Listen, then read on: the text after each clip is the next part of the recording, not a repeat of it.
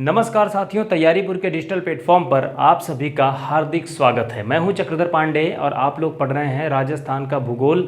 और राजस्थान के भूगोल में हम लोग पढ़ रहे हैं राजस्थान का भौतिक प्रदेश, है ना। और राजस्थान के भौतिक प्रदेश में भी हम लोग पढ़ रहे हैं पश्चिमी मरुस्थलीय प्रदेश। क्या पढ़ रहे हैं बच्चों? पश्चिमी मरुस्थलीय प्रदेश, है ना। और पश्चिमी मरुस्थलीय प्रदेश में अगर हम बात करें तो हम क्या पढ़ने वाले थे? हमने बालुका स्तूप के बारे में पढ़ा था, ठीक है।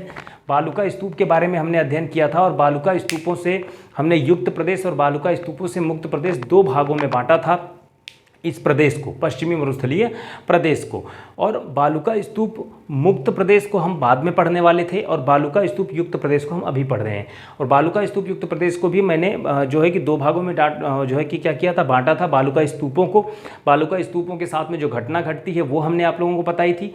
और फिर हमने बताया था कि बालुका स्तूप एक वनस्पति विहीन होते हैं और एक वनस्पति से जो है कि क्या होते हैं, सहित होते हैं, जिन पे वनस्पतियां पाई जाती हैं, और कुछ ऐसे होते हैं जिनमें वनस्पतियां नहीं पाई जाती।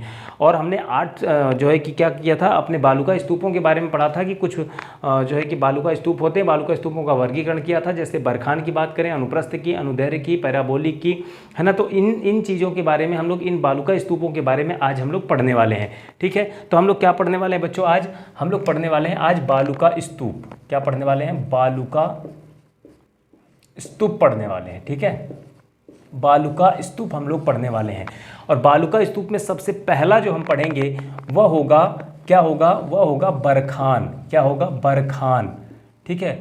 तो बरखान किसे कहते हैं, ठीक है। अगर पहले की बात करें, सबसे फर्स्ट की बात करें कि पहला हम पढ़ेंगे क्या? बरखान। तो बरखान या बरछान, इसे क्या कहा जाता है? इसे बरछान के नाम से भी जाना जाता है, ठीक है। इसे बरछान भी कहते हैं, यानी बरखान और बरछान की हम लोग बात करते हैं। बरखान और बरछान, बरखान कैसा होता है? बरखान की अगर हम आकृति कहें तो इस प्रकार से बरखान होता है, ठीक है।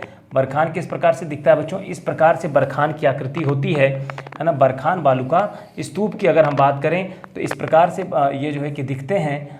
और यह जो बरखान बालुका स्तूप होते हैं यह वनस्पति विहीन होते हैं, ठीक है। ये अर्धचंद्राकार होते हैं और ये वनस्पति विहीन होते हैं, ठीक है।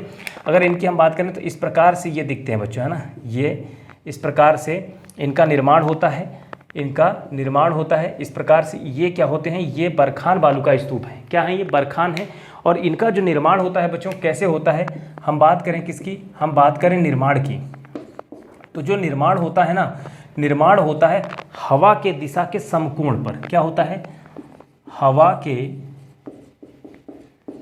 दिशा के समकोण पर इसका निर्माण होता है, ठीक है। ये क्वेश्चन पूछा जाता है कि बरखान का निर्माण कैसे होता है? तो बरखान का निर्माण होता है हवा के दिशा के समकोण पे। ये चीज़ याद रखना है, राइट एंगल पे इसका निर्माण होता है। समकोण यानी 90 डिग्री की हम लोग बात करते हैं। हवा के दिशा के समकोण पर क्या होता है बच्चों? इसका निर्माण होता है, ठीक है। तो इस प्रकार से इसका निर्माण होता है। और अगर हम बात करें किस प्रकार से, तो अगर हम बात करें यहाँ पे कि हवा की दिशा क्या है, पवन की दिशा ये है, ये पवन की दिशा है। तो इसके एकदम सीधा आड़ा इस प्रकार से इसका निर्माण होता है। पवन की दिशा इस प्रकार है और ये हवा को क्या कर रही है? रेत को उड़ा रही है। क्या कर रही है? रेत को उड़ा रही है, उड़ा करके उस तरफ ज़्यादा। और इसका जो अर्धचंद्राकार होते हैं, ये क्या होते हैं? ये अर्धचंद्राकार होते हैं बच्चों, है ना। अगर हम बात करें इसको कि ये अर्धचंद्राकार होते हैं और इनका जो आकार होता है जो है कि इनका इधर वाला जो भाग होता है, यानी सामने वाला जो भाग होता है वह तीव्र ढाल वाला होता है, ठीक है। इधर क्या होता है? तीव्र ढाल होता है। और उधर की तरफ यानी अपोजिट वाला भाग जो होता है उधर ढलान कम होती है, यानी उधर का ढाल कम होता है ना। और हवा जो है कि इस प्रकार से उड़ा करके इस पर जमा करती जाती है और ये स्थानांतरित होते रहते हैं। क्यों स्थानांतरित होते रहते हैं? क्योंकि ये वनस्पति विहीन होते हैं, है ना। वनस्पति विहीन बालुका स्तूपों की हमने बात करी थी अभी। तो ये वनस्पति विहीन होते हैं, इसीलिए ये क्या होते हैं? स्थानांतरित होते रहते हैं, ठीक है। रेत पर नाम लिखने से क्या फ़ायदा, यदि आई लहर कुछ बचेगा नहीं। और तूने पत्थर दिल मुझको कह तो दिया, पत्थरों पर लिखोगे मिटेगा नहीं। तो इस प्रकार से ये जो बालुका स्तूप होते हैं ना, इन रेत पे नाम लिखने की कोई ज़रूरत नहीं है, क्योंकि ये मिट जाएगा और बालुका स्तूप स्थानांतरित होते रहते हैं। ये जो है कि क्या होते हैं, ये चेंज होते रहते हैं। इधर से हवा आई तो ये इधर की तरफ हो जाएंगे, इधर से हवा आई तो ये इधर की तरफ बन जाएंगे, इधर से हवा आई तो ये आगे बढ़ जाएंगे। तो इस प्रकार से क्या, ये अर्धचंद्राकार बालुका स्तूप होते हैं और ये स्थान चेंज करते रहते हैं, स्थानांतरित होते हैं, इसलिए सबसे ज़्यादा विनाशकारी होते हैं। क्या होते हैं ये विनाशकारी भी होते हैं, ठीक है, सबसे ज़्यादा विनाशकारी होते हैं। अब एक बात बताऊं, यहाँ पे ये जो बालुका स्तूप, अर्धचंद्राकार बालुका स्तूप होते हैं, इनके दोनों किनारे जो होते हैं वो निम्न भाग होते हैं, ठीक है। दोनों किनारे कैसे होते हैं, निम्न भाग के, जो है कि एक समतल और निम्न भाग होते हैं यहाँ पर, और इन भागों को कहा जाता है थली। क्या कहा जाता है बच्चों, थली के नाम से जाना जाता है। इनको क्या कहा जाता है, थली। और इस थली में खेती की जाती है, यहाँ पर पानी वगैरह इकट्ठा करके यहाँ पर खेती की जाती है, ठीक है, किसानों के द्वारा। तो यहाँ से हमने क्या पढ़ा कि इन बालुका स्तूपों को जो है कि किस नाम से जाना जाता है, थली। ये हवा की दिशा के समकोण पर होते हैं, ये सर्वाधिक गतिशील होते हैं। ये भी आप लिख सकते हैं कि ये सर्वाधिक क्या होते हैं बच्चों, सर्वाधिक गतिशील होते हैं, है ना, गतिशील होते हैं, ये सर्वाधिक गतिशील भी होते हैं।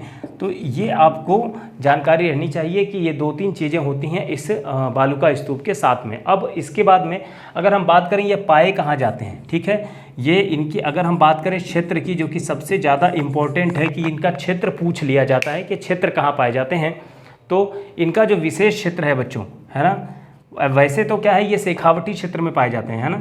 कहाँ पाए जाते हैं ये, शेखावाटी क्षेत्र की बात हम लोग करते हैं, सीकर, चूरू, झुंझुनू की बात हम करते हैं। लेकिन अगर हम बात करें विशेष तौर पर, है ना, विशेष तौर पर ये क्या पाए जाते हैं, विशेष तौर पर ये कहाँ पाए जाते हैं बच्चों, विशेष तौर पर अगर हम बात करें तो ये पाए जाते हैं कहाँ पर, भालेरी, चूरू की बात करें, कहाँ पाए जाते हैं ये, भालेरी, या पाए जाते हैं भालेरी।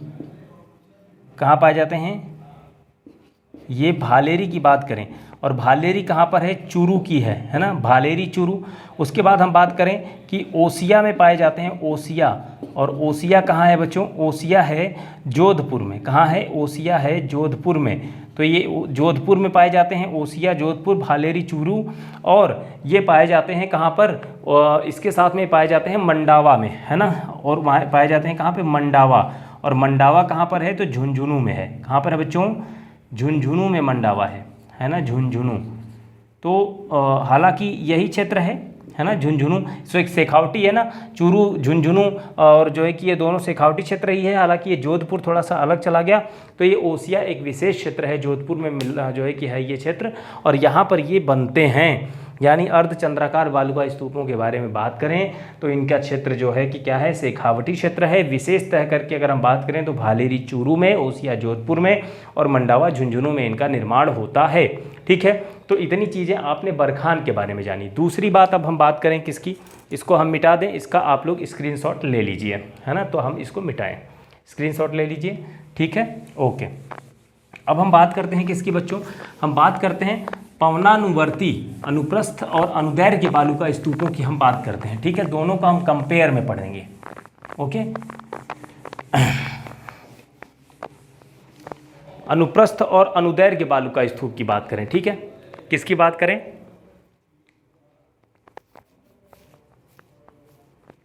चलो यहां पर मैं लिख रहा हूं दूसरा क्या है, अनुदैर्घ्य बालुका स्तूप।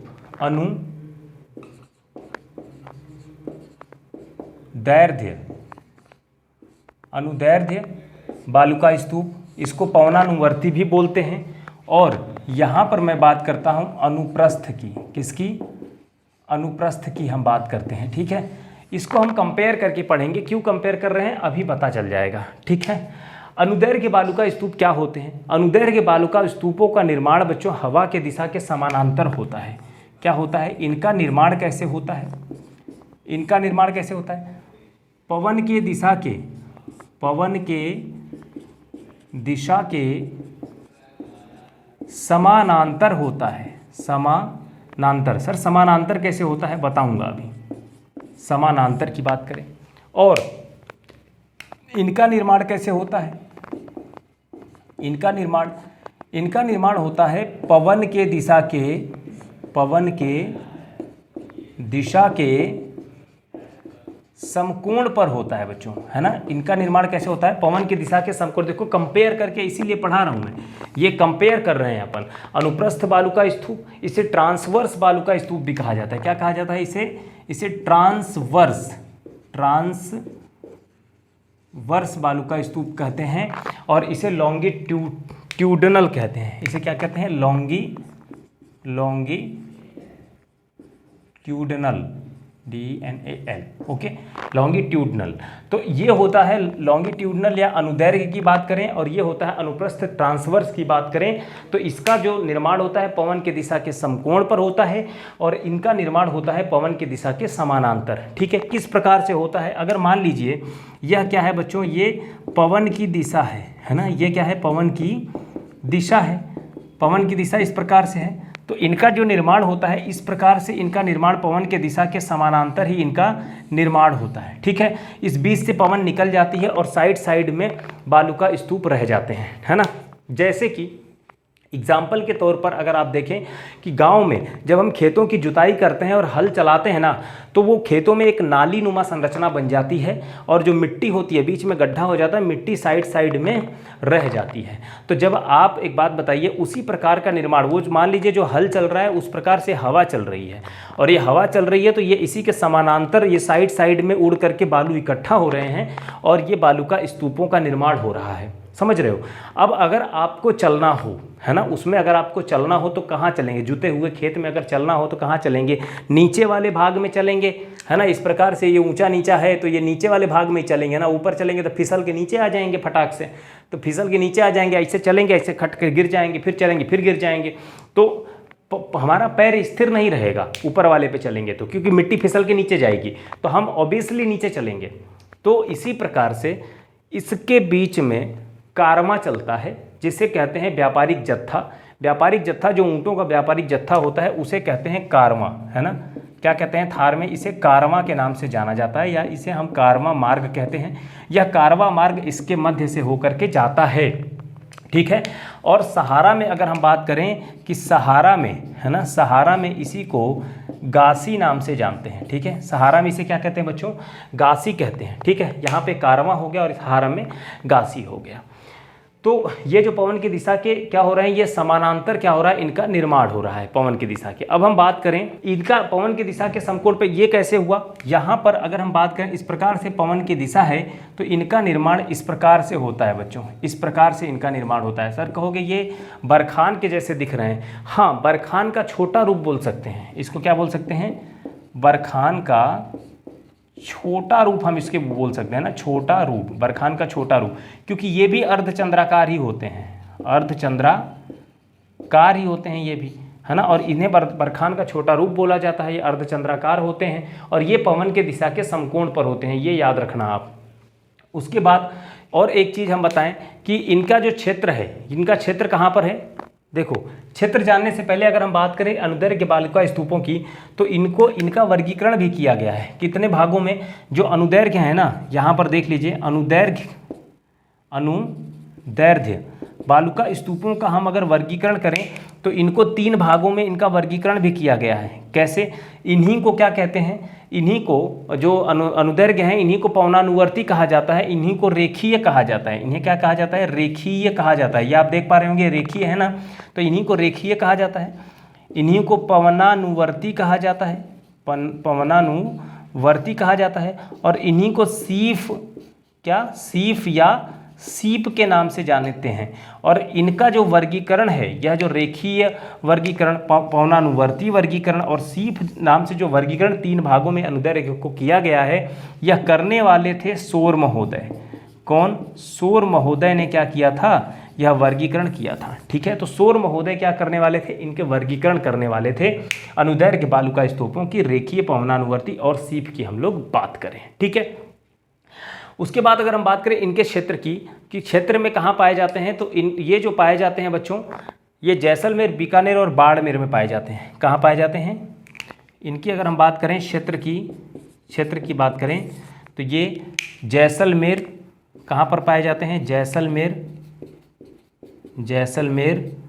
उसके बाद हम बात करें ये पाए जाते हैं बीकानेर में, और ये पाए जाते हैं बाड़मेर में। कहाँ पाए जाते हैं? बाड़मेर में, ठीक है। इसी प्रकार यहाँ पर अगर हम बात करें इनके क्षेत्र की, अगर हम बात करें इनके यहाँ पर हम क्षेत्र की बात करें तो ये कहाँ पर पाए जाते हैं? ये भी पाए जाते हैं बच्चों जैसलमेर में। यह भी कहाँ पाए जाते हैं? यह भी जैसलमेर में पाए जाते हैं। यह भी बीकानेर में पाए जाते हैं, बीकानेर में, है ना। यह हनुमानगढ़ में भी पाए जाते हैं, हनुमानगढ़ में भी पाए जाते हैं, ठीक है। ये जोधपुर में भी पाए जाते हैं, ठीक है। यह बाड़मेर में भी पाए जाते हैं, ये है बाड़मेर में भी पाए जाते हैं, ठीक है। तो इस प्रकार से हम बात करें कि ये अनुदैर्घ्य और अनुप्रस्थ की हमने बात की है ना। अब इसके बाद में हमने आज क्या देखा? बरखान हमने देख ली, जहाँ से एग्जाम में क्वेश्चन पूछे जाते हैं। अनुदैर्घ्य बालुका स्तूपों की हमने बात कर ली, अनुप्रस्थ बालुका स्तूपों की हमने बात कर ली। अब हमारे बच रहे हैं पैराबोलिक, तारा और सब्रकाफीस की हम बात करेंगे, ठीक है। तो ये हम करेंगे नेक्स्ट वीडियो में। तब तक के लिए धन्यवाद, शुक्रिया मेरे दोस्त।